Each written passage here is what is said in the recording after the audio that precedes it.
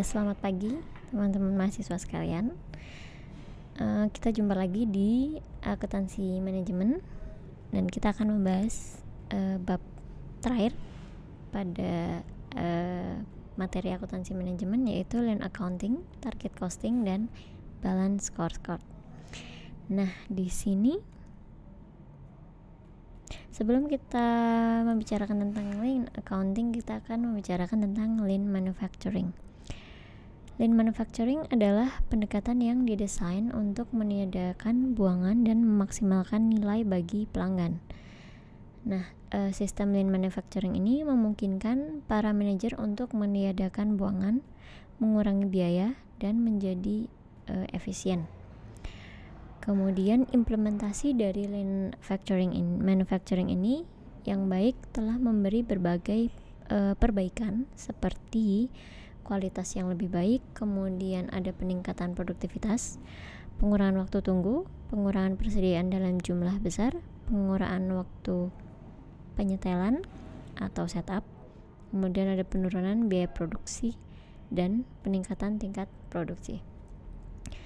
Nah, di sini Lean Manufacturing sendiri itu memiliki prinsip menspesifikasikan nilai produk secara tepat, mengidentifikasikan arus nilai untuk tiap produksi, menciptakan arus nilai tanpa gangguan.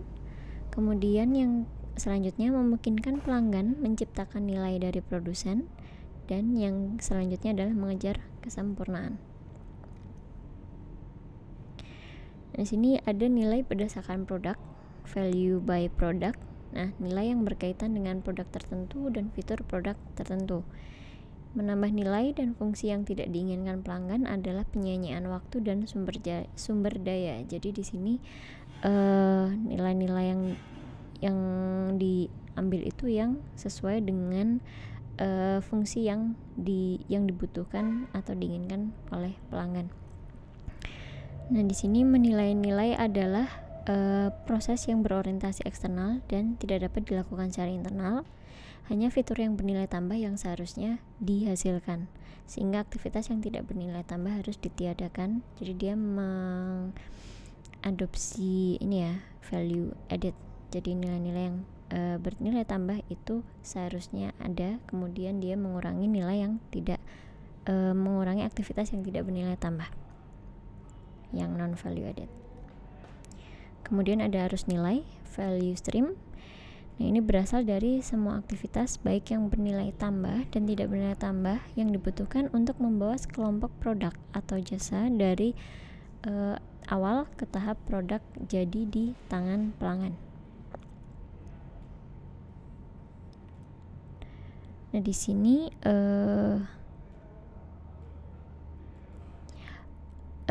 untuk aliran Lean Manufacturing ini mengurangi waktu tunggu dan perpindahan secara dramatis.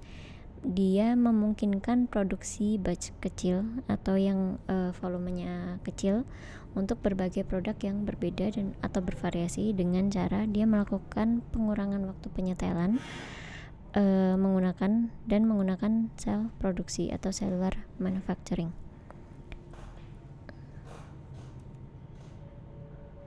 Nah, di sini Lean Manufacturing menggunakan sistem demand pool. Tujuannya meniadakan buangan dengan menghasilkan produk hanya jika dibutuhkan melalui proses produksi. Setiap operasi hanya menghasilkan apa yang dibutuhkan untuk memenuhi permintaan dari operasi sebelumnya. Tidak ada produksi yang dilakukan sampai ada tanda dari proses sebelumnya yang menunjukkan kebutuhan untuk memproduksi. Di sini juga ada buangan atau waste, yaitu segala sesuatu yang tidak memiliki nilai bagi pelanggan. Nah, penyediaan buangan ini mengharuskan identifikasi berbagai bentuk dan sumbernya.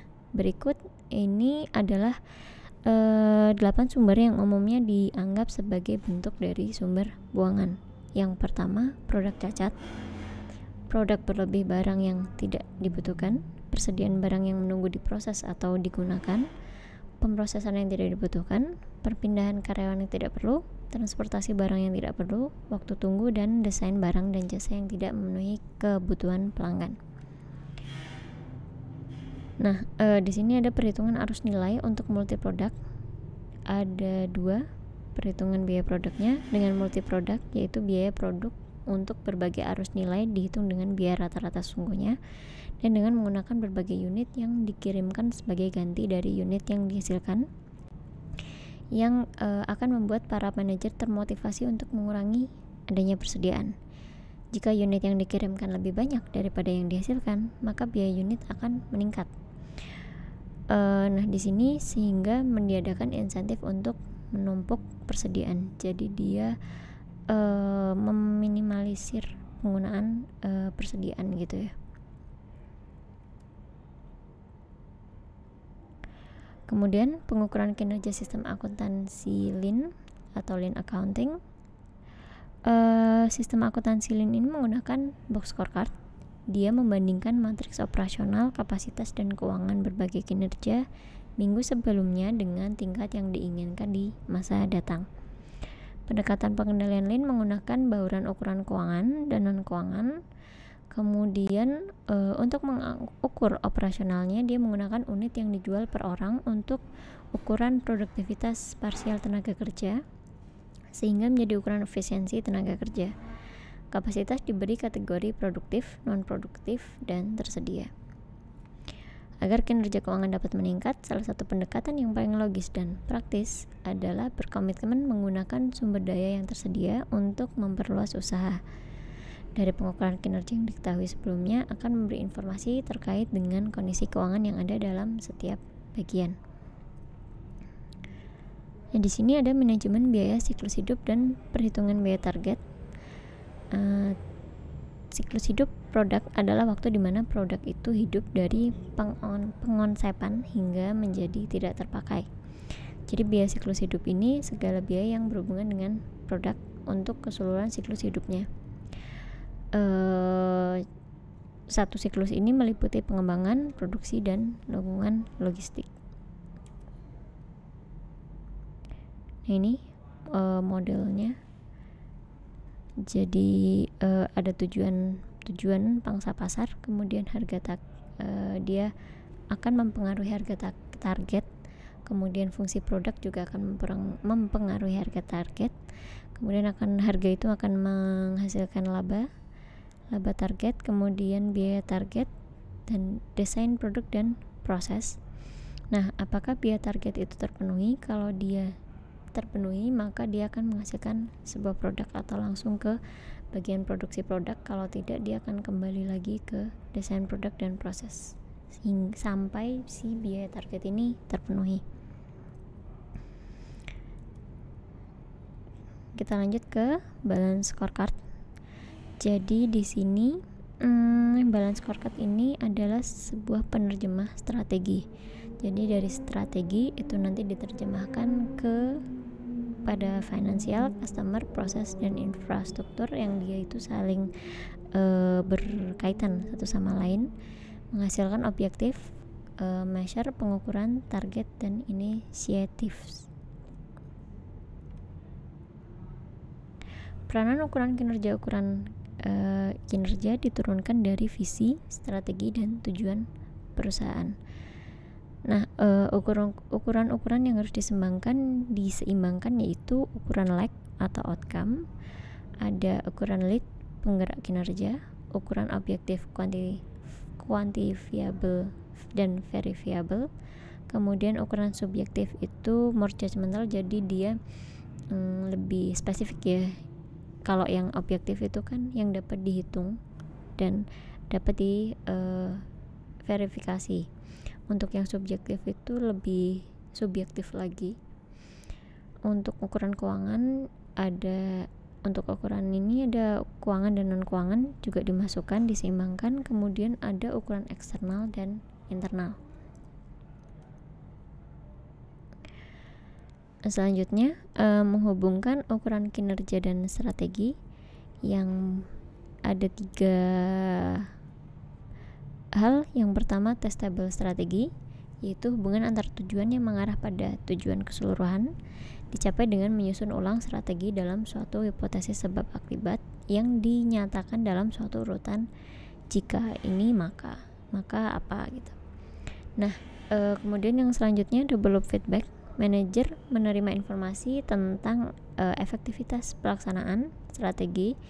Dan yang ketiga adalah single loop feedback, yaitu keefektifan suatu strategi.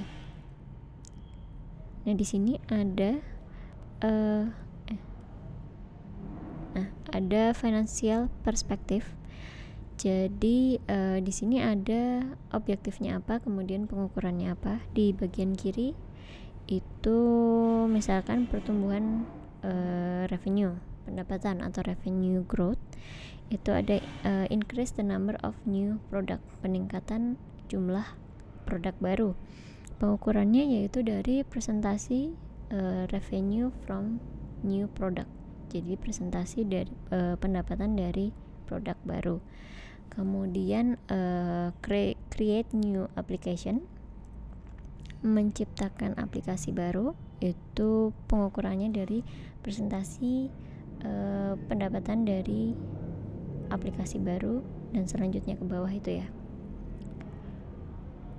Di situ ada untuk yang cost reduction, dia untuk mengurangi unit product cost, pengukurannya itu dari unit product cost-nya.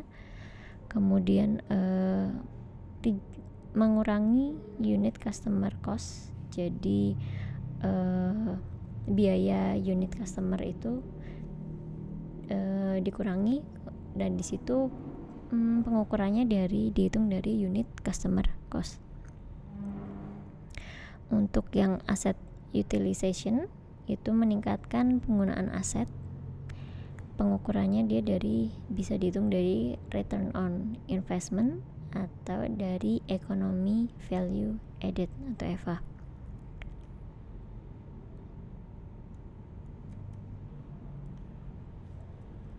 Di sini ada customer perspective.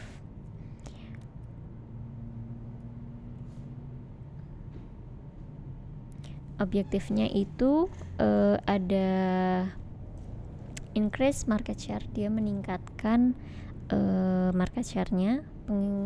Pengukurannya dari presentasi market atau market share. Kemudian meningkatkan customer retention, dia dari presentasi pertumbuhan bisnis dari customer yang sudah ada. Contoh misalkan dari untuk performance value ada penurunan harga, dia menghitungnya dari price, dari harga. Oke, selanjutnya ada dari proses perspektif, itu misalkan objektifnya innovation, dia meningkatkan jumlah dari produk baru. Kemudian pengukurannya dari jumlah produk baru dibanding dengan yang sudah direncanakan. Untuk yang operation misalkan increase process quality, meningkatkan quality proses, dia pengukurannya dari quality cost dan output. Kemudian presentasi dari unit-unit yang defektif. Selanjutnya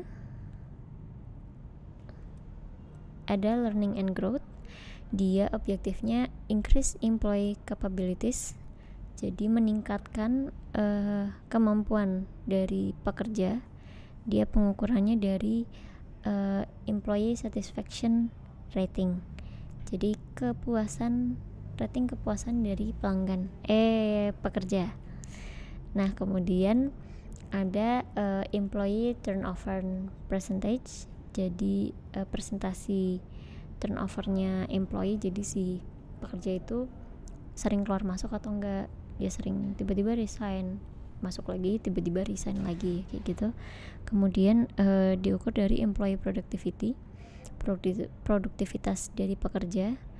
Kemudian strategic job coverage ratio. Terus untuk yang contoh lain misalkan meningkatkan motivasi dan alignment, ini pengukurannya dari suggestion per employee, suggestion implemented per employee, dan seterusnya. Jadi untuk yang balance scorecard ini dia ada 4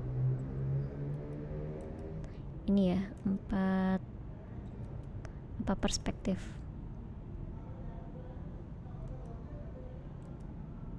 4 perspektif yang dia saling berkaitan sehingga dia nanti akan menghasilkan 4 perspektif yang dia akan menghasilkan objektif, pengukuran, target dan inisiatif ini untuk kepentingan perusahaan.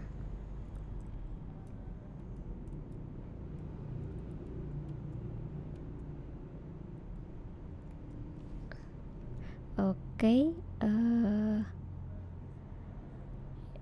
sekian ya untuk pertemuan di bab 14 ini. Terima kasih sudah menyaksikan podcast dari bab 1 sampai bab 14 ini. Semoga materi yang saya sampaikan dari bab awal sampai bab terakhir ini bermanfaat untuk diri saya dan teman-teman mahasiswa sekalian. Tetap semangat belajar. Kita ketemu lagi di semester depan dengan mata kuliah yang lain. Akhir kata, assalamualaikum warahmatullahi wabarakatuh.